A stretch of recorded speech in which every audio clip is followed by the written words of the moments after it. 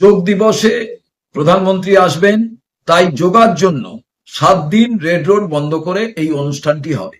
এর আমি তীব্র বিরোধিতা করছি।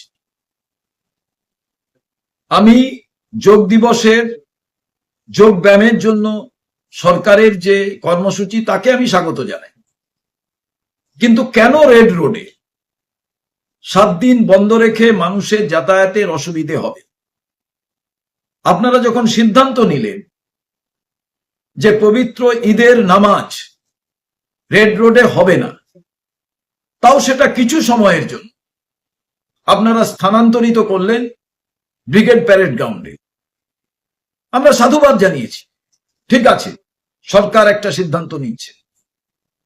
ইসলাম ধর্মাবলম্বী যারা এই ঈদের নামাজ পড়েন কত সময়ের জন্য?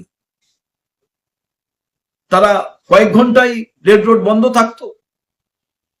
তাকে যখন আপনারা স্থানান্তরিত করলেন, একটা নতুন দৃষ্টান্ত স্থাপন করতে চাইলেন যে রাস্তা বন্ধ থাকবে না, তাহলে কি এমন ঘটলো যে যোগ দিবসের প্রধানমন্ত্রীকে সামনে রেখে গুরুত্বপূর্ণ এই রেড রোড বন্ধ করে রাখতে চাইছেন 7 দিন ধরে?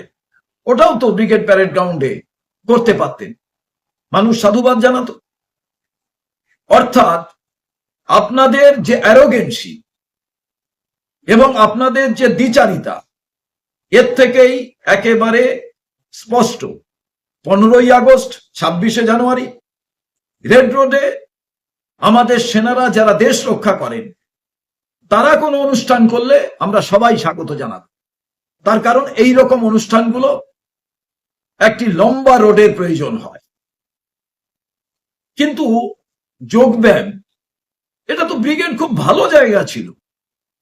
অর্থাৎ আমরা সরকারে এসেছি, আমরা মনোবাদী চিন্তার মধ্যে দিয়ে আমাদের যা ইচ্ছে তাই করব। আমি সরকারকে ভেবে দেখার কথা বলবো।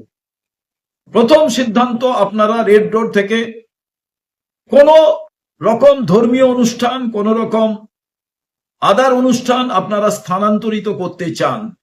ঠিক একইভাবে শারীরিক সক্ষমতা বৃদ্ধির, মানসিক সক্ষমতা বৃদ্ধির জন্য যে যোগ ব্যায়াম প্রয়োজন, সেটাকে ব্রিগেড প্যারেড গ্রাউন্ডে করলে কি কোনো অসুবিধে হতো? কেন রেড রোড? আমরা এর তীব্র বিরোধিতা করছি।